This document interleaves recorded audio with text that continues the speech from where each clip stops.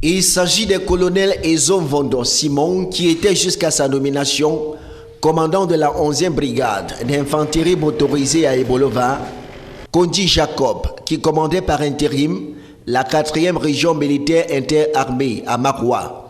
Il est donc le patron de l'opération émergence contre Boko Haram. Il y en a plus, le désormais général de brigade John Kep Mehome Frédéric, qui a également été confirmé au poste de commandant de la 3e région militaire interarmée à Garoua, région du Nord. Le général de brigade Nka Valère, qui occupait le poste d'attaché militaire auprès du Haut Commissariat du Cameroun à Abuja, au Nigeria, va aussi assumer les responsabilités d'adjoint au commandant de la force multinationale mixte pour laquelle le président Paul Biya a autorisé le déploiement de 2450 hommes au titre de la contribution du Cameroun. Concernant toujours cette force multinationale mixte, Boba Dobekrio, qui était jusqu'à sa nomination coordonnateur du BIR, le bataillon d'intervention rapide est aux commandes du premier secteur de la force multinationale mixte avec poste de commandement à Moura dans le Mayo-Sava, région de l'extrême nord. Il est à signaler que cette force multinationale mixte sera composée de 8700 hommes chargés de lutter contre Boko Haram.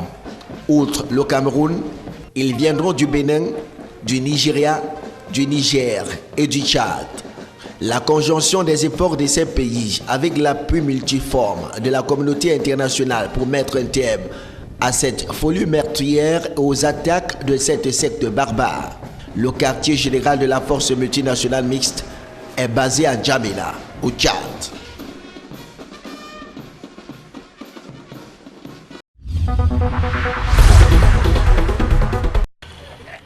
Lors du dernier séjour dans la capitale économique des ministres Mbouentou et Jacqueline Kourabiseke au lendemain des inondations qui avaient frappé la ville de Douala, des mesures urgentes avaient été prescrites à l'ensemble des autorités administratives pour éviter un second sinistre. Certaines de ces mesures étaient d'application immédiate, d'autres à court et à long terme. Les mesures à court terme avaient une durée d'1 mois et reposaient sur 5 points principaux, notamment l'identification des zones d'inondation, l'identification des maisons construites sur les drains, la notification de leurs propriétaires et l'engagement des destructions, le lancement de la campagne d'hygiène pour le curage des caniveaux, le lancement de la campagne de sensibilisation auprès des populations sur les bonnes pratiques de l'hygiène et de la salubrité et la mise à la disposition de l'autorité préfectorale d'un plan d'urbanisation. 1 mois après, le ministre de l'Habitat et du Développement urbain et celui du Domaine et des Affaires foncières sont venus confirmer le rapport à eux produit par la commission régionale chargée de la mise en œuvre de ces mesures. En parcourant les sites sinistrés du mois de juin dernier, ce 14 août 2015, l'équipe gouvernementale s'est dite satisfaite du travail abattu jusqu'ici. Il y avait des actions menées pendant 1 mois. Nous sommes rendus compte que ces actions ont été menées avec satisfaction. Les trains ont été dégagés, les lits, les fleuves ont été coulés. Quoique satisfaite, cette équipe reconnaît tout aussi que beaucoup reste encore à faire et appelle à une synergie d'action entre les autorités administratives de la ville de Douala et leur population.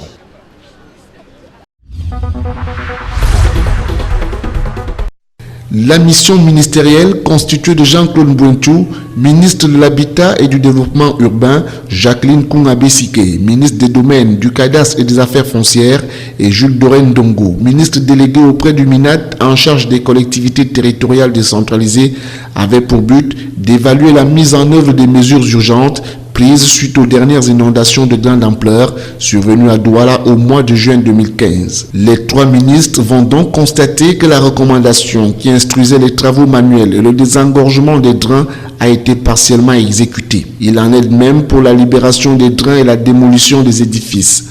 Le blocus ici viendrait des commissions présidées respectivement par le préfet du Vouri et le délégué du gouvernement auprès de la communauté urbaine de Douala, qui ont chacune fait des recensements mais ne s'accordent pas sur le nombre de maisons à déguerpir ainsi que sur le montant des dédommagements. À cet effet, La commission préfectorale déclare avoir recensé 2482 familles à déguerpir sur une emprise de 5 mètres de part et d'autre des drains. Montant du dédommagement, 9,9 milliards de francs CFA. La commission de la CUD, quant à elle, aurait recensé 1149 familles à déguerpir sur une emprise de 3 mètres de part et d'autre des drains pour un dédommagement de 13 milliards de francs CFA. De ce fait, la mission ministérielle va instruire aux deux commissions d'harmoniser leur liste. S'agissant des indemnisations, le ministre de l'Habitat et du Développement urbain fera savoir que seul reste attendu le décret d'indemnisation qui pourrait prendre en compte ceux qui ne seront pas sur les listes,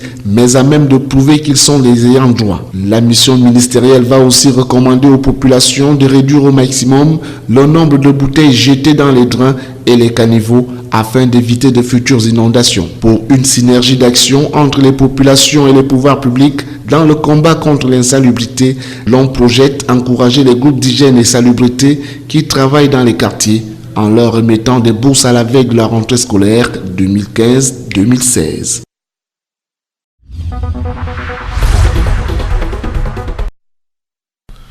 Sur très haute instruction du chef de l'État, 3 réunions se sont succédées depuis quelques jours au ministère des Postes et Télécommunications, regroupant les représentants de la tutelle, ceux de l'Agence de régulation des télécommunications ART, les responsables des forces de sécurité et ceux des différents opérateurs de la téléphonie au Cameroun. La 4e rencontre, organisée au siège de l'ART à Yaoundé, va tourner autour de la relance du processus d'identification des abonnés de téléphone en coordination avec les forces de sécurité.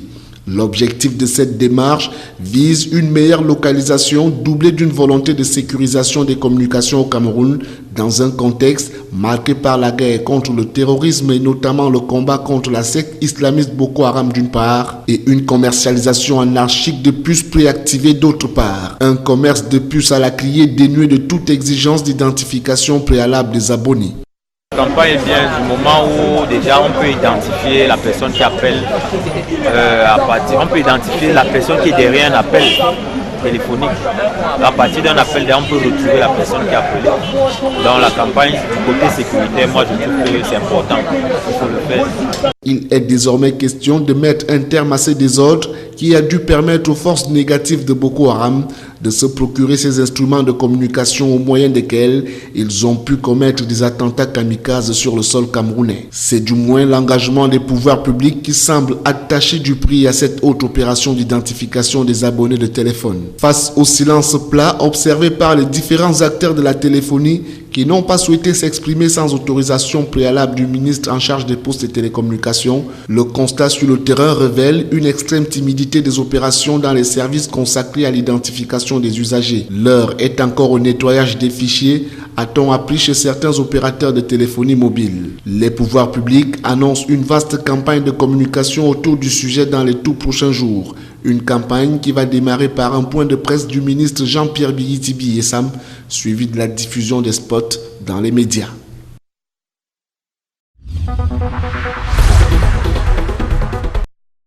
À bien y voir, l'on se rend à l'évidence que les champs d'expression de l'incivisme sont nombreux. L'on peut également remarquer une perte totale de repères civiques et moraux. Malgré les efforts consentis par le gouvernement camerounais dans la mise en œuvre des politiques de formation et d'éducation des populations au civisme et à l'intégration nationale, il est régulier de constater des actes d'incivisme dans les sphères sociales, politiques et économiques du pays. Pour donc accompagner le ministère de la Jeunesse et de l'Éducation civique dans la recherche des solutions innovantes et audacieuses destinées à éradiquer ce mal qu'est l'incivisme, le Conseil national de la jeunesse du Cameroun entend apporter sa contribution à travers cette campagne d'éducation civique et d'intégration nationale. Notre contribution d'abord, c'est une contribution, je peux dire, en manutention, main-d'œuvre. Le Conseil national de la jeunesse aujourd'hui, c'est, je peux dire, le bras séculier du ministère de la jeunesse qui implémente et qui aide à l'implémentation des politiques qu'élabore le gouvernement du Cameroun et que coordonne le ministère de la jeunesse et de l'éducation civique. Donc aujourd'hui, le ministère de la jeunesse est en train de lancer une campagne d'éducation civique et le Conseil national de la jeunesse, en tant qu'organe fêtière de mouvements et organisations de jeunesse, apporte déjà sa main-d'œuvre, sa contribution en termes de capital humain pour la propagation de cette campagne et le bien fonctionnement de cette campagne.